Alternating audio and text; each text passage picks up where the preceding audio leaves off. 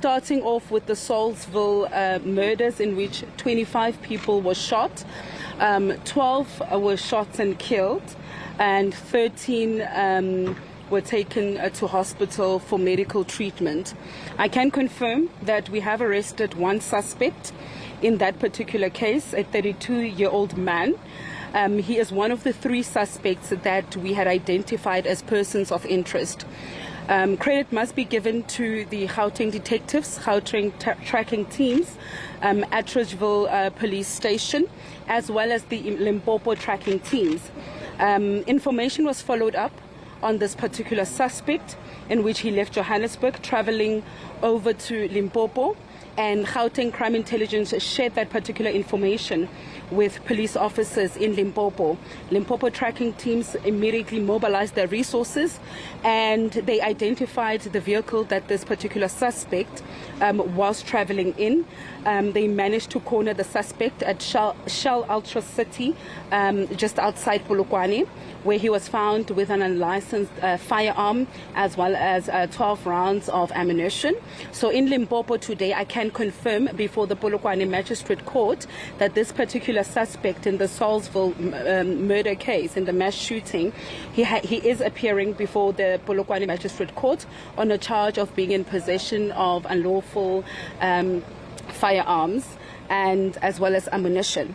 Gauteng detectives are at Polokwane Magistrate Court, and after court proceedings he will then be taken to Pretoria, where he's expected to be formally charged with the 12 murders and 13 attempted murders that happened, I think, on the 6th, Saturday the 6th of December in Pretoria. We'd like to congratulate Gauteng Police for moving with speed. 2 weeks, I think it was enough to gather the necessary evidence, collect necessary data that is required to ensure that we effect the arrest.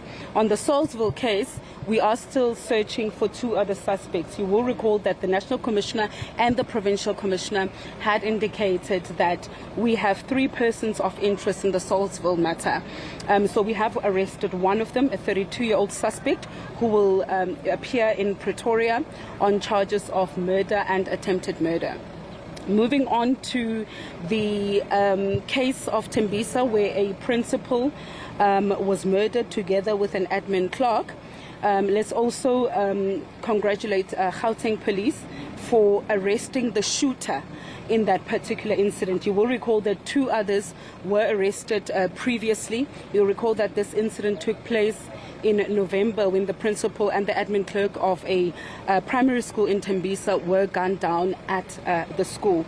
So credit must be given to the detectives, crime intelligence, that have been on the ground searching for the shooter. So there are a total of 3 people that have been arrested in that particular case. You will recall that one of the staff members is amongst those that were arrested in this particular case.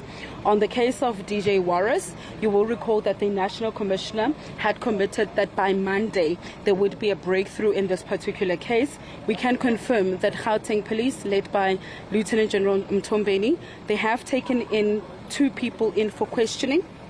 We have not yet arrested. It's questioning this morning, and they are being questioned by our detectives, and they will then provide us with an update on whether they will effect the arrest, the necessary arrests and so on. But for now, I can confirm that 2 people have been taken in for questioning on the DJ Warras case. So I think all credit, kudos must be given to Gauteng Police for working extra hard.